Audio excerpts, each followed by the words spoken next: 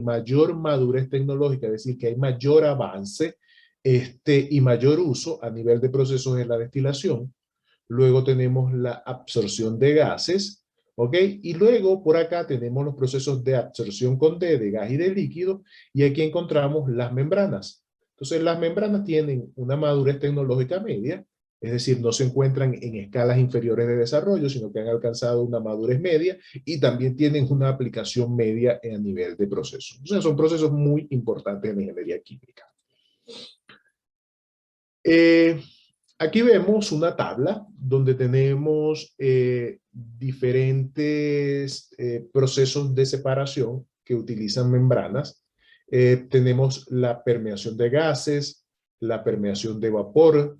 La diferencia del vapor con el gas, que ahora el gas se encuentra en equilibrio con su líquido, ¿ok? Es el concepto de vapor como tal.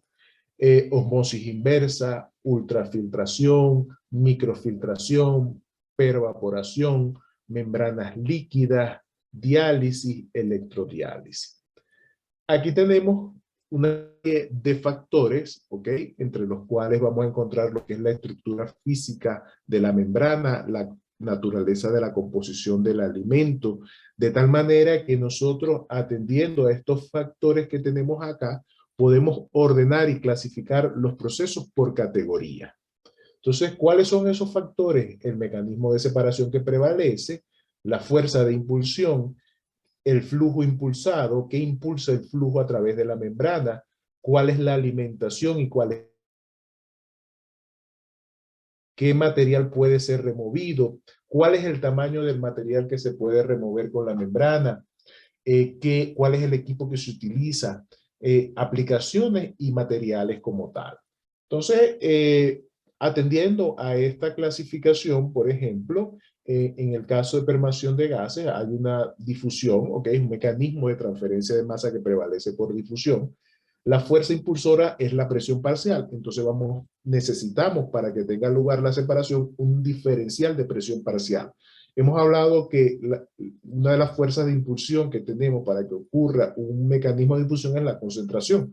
Bueno, como estamos hablando de gases, la concentración la expresamos como presión parcial. Luego tenemos entonces lo que impulsa el flujo, son diferencial de presiones. Fíjense que en la mayoría de estos tres procesos de permeación, osmosis y filtración, el mecanismo que permite el paso, o sea, lo que impulsa el flujo a través de la membrana es un diferencial de presión. Debe haber un delta P que permita que la alimentación, que los compuestos que están en la alimentación pasen a lo largo de la membrana.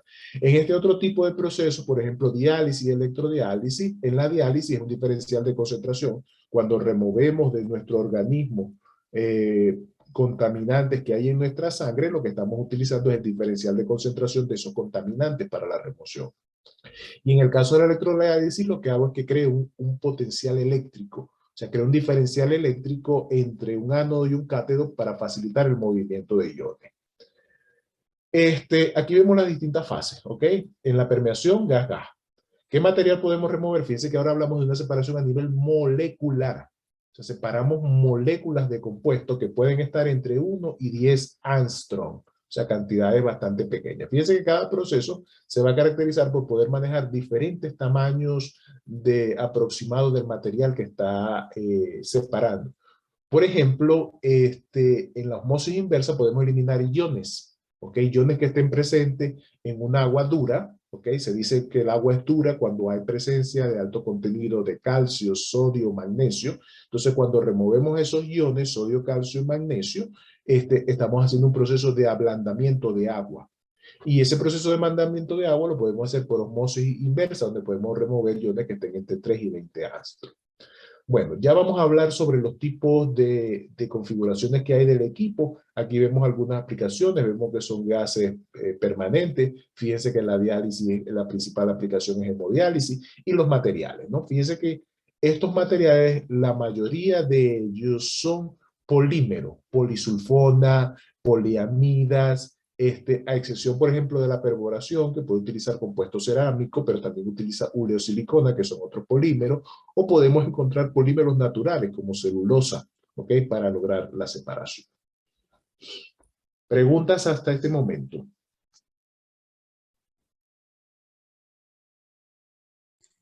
Profe, tengo no sé, una inquietud. ¿Este tipo de Diga, membranas no hace que la entropía se merme en un sistema cerrado? no hace que la entropía se merme en un sistema cerrado. ¿Por qué? Si la vemos la entropía como un orden, se estaría reordenando. Pero es Mejor dicho, que estaría... realmente no hay un sistema cerrado, porque usted tiene una corriente de entrada y de salida de alimentación y de producto. Entonces, no tiene un sistema completamente aislado de los alrededores en los cuales el cambio de entropía atienda a esa definición de sistema completamente aislado. ¿Me entiende? Sí, profe, listo. Entonces, usted tiene una corriente que permanentemente ingresa a la membrana y que permanentemente sale. Entonces, el balance entrópico, el balance de energía en tal, va a ser el que corresponde al sistema. O sea, no tengo un sistema totalmente aislado con los alrededores para considerar que hay, que la segunda ley de la termodinámica va a prevalecer sobre segunda y tercera ley en este caso, van a prevalecer sobre el sistema. ¿Listo? Listo, profe. Eso es lo que comprendo de tu pregunta realmente. Sí, es que puede dar, digamos, muchos debates científicos cuando se habla de membranas en un sistema cerrado. Sí, el punto es a qué llamamos el sistema cerrado, ¿ok? Vale. Bueno, aquí vemos entonces los tipos de membrana, ¿ok? Las membranas pueden clasificarse en poliméricas, en tres categorías principales: polimérica, membranas líquidas y membranas inorgánicas. Las inorgánicas pueden ser simplemente un material cerámico, material a base de silicio, por ejemplo, o un material metálico, ¿ok? Y entonces ellos actúan como barrera de cribado como tal. O sea, lo que se utiliza son esos dos. El proceso de cribado lo que dice, bueno, habrá asociado un rango de moléculas que pueden pasar a través del material cerámico o el material metálico y otras que no pasarán. Por ejemplo, un filtro de agua, un filtro convencional de agua residencial, donde tenemos un filtro de esos cerámico que se le llama la piedra del filtro, un proceso con membrana cerámico. ¿Ok? Luego encontramos la mayoría de las membranas son de tipo polimérica. Ellas se pueden clasificar en densas o porosas. Cuando hablamos de una membrana densa o no porosa, nos estamos refiriendo a una película delgada de material que permite el paso selectivo de un componente de la mezcla. En sentido físico no hay poros. O sea, simplemente tenemos que el componente se disuelve en la superficie de la membrana y difunde a través de la estructura intermolecular del material de la membrana. ¿Ok? La mayoría de las, o una gran parte de las aplicaciones de membranas densas es la osmosis inversa. Separación de gases de proceso, perforación. Las membranas en general pueden ser asimétricas, isotrópicas o compuestas, ¿ok? Este, una membrana, por ejemplo, densa asimétrica, va a tener una capa pérmea selectiva delgada, densa, no porosa, en una estructura porosa. La capa densa ultrafina va a permitir que la penetración selectiva de las especies que estamos separando, en tanto de que la otra va a ofrecer la resistencia mecánica para que tenga lugar la separación. Por ejemplo,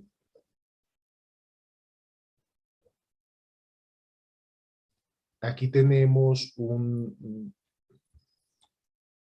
una imagen sobre lo que es una membrana de osmosis inversa, ¿ok? Una membrana que puede ser anisotrópica o asimétrica. Encontramos entonces en la parte superior una capa delgada, que es realmente la que consiste en esa película polimérica selectiva. Esa capa no es mayor a 1 micrómetro. Y luego encontramos lo que es la capa de sustrato, la capa porosa, que lo que hace es facilitar el transporte.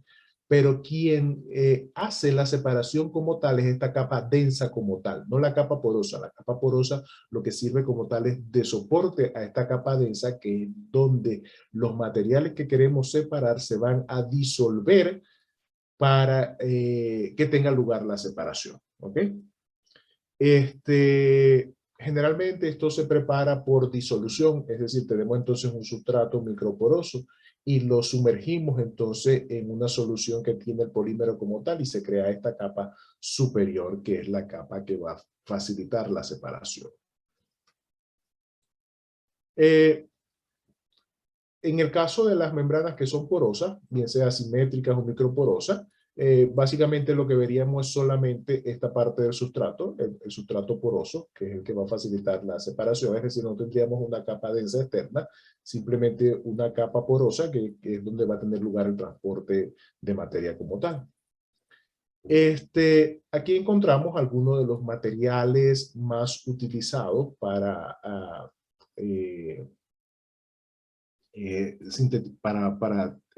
construir membranas. ¿Ok? Generalmente, inicialmente, mejor dicho, las membranas se construían a través de polímeros naturales, como son la celulosa y la